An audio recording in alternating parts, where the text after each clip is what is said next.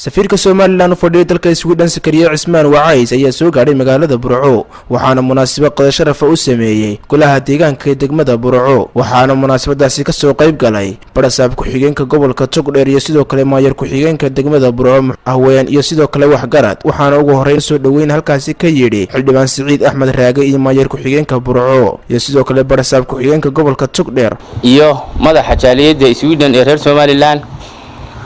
wafdi kale oo ka socda dawladda Sweden oo ah hay'adda macaawinooyinka dalka Sweden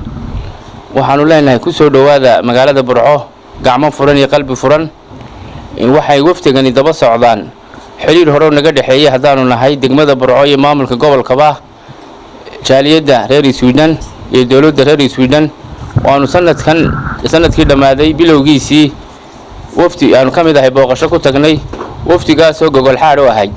inaynu xiriir wada shaqeynad yeelano dalka Sweden oo ay naga taageeraan arrimo badan oo ah arrimaha bulshada waxbarashada caafimaadka biyaha iyo horumarka iyo bilicda magaalada dhamaantiin maanta waxaynu halkan u fadhinaa inaynu ku soo dhaweyno wafdidan dabcan Sakariye waa runtii waa labeynta reer Soomaaliland qurba jooga maxay ahaydey reer Sweden runtii inta badan indhahooda ku soo jeeday jamhuuriyadda Soomaaliland waana rasmiirkii reer Soomaaliland waxaan leenahay ku soo dhawaada Burco waxaan timaada waqti adag oo aanu ku jiro biyo dhaamis iyo abaar kulul la hayso waxaan jeclahay maanta oo geel iyo caanihiiba nagu dul xariisay iyo dhulkii barwaaqada aanu la jiray wixii lagu ogaan jiray maanta inay jirto oo casarka geeleydii caraabino waan jeclaan lahayn laakiin waxa maanta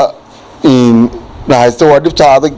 araadka iyo oonka safiirka Soomaaliland ee wadanka Sweden Sakariya Cismaan Wacays iyo gudoomiyaha jaaliyadda Sweden ee Soomaaliland Mustafa Cabdi ayaa dhankooda ka mahadnaqay harimo sharafeedan ay u sameeyeen golaha deegaanka degmada Burco dhammaan marti sharafta meeshan madasha joogta aad baan ka mahadnaqayaa runtii aniga waxaan xasuustaa mar aan xildhibaan Siciid noogu yimid Stockholm oo maanta waxay ii leedahay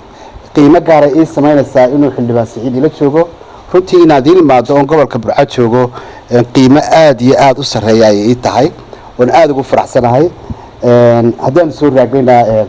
wal ka cudur daarana raalaha laga ahaado laakiin waan ku socod badan doonaa gobolka Burco runtii casuumadan waa casuumad runtii nagu qaaliya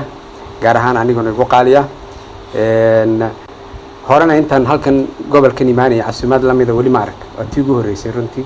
sharaf weyn bay tahay gabagabadii safiirka Soomaaliland ee Sweden ayaa gudida abaaraha ee gobolka Togdheer ku wareejiyay lacag uu safiirku ka qayb qaadanaya abaaraha waxa kale oo gudida abaaraha lacag ku wareejiyay ayaan xaaji October oo kamid ah hablaha qulqul jooga ee Soomaaliland waa Cabdisalaan Axmed Cawad Cabdi Germany Bulsha TV Burco.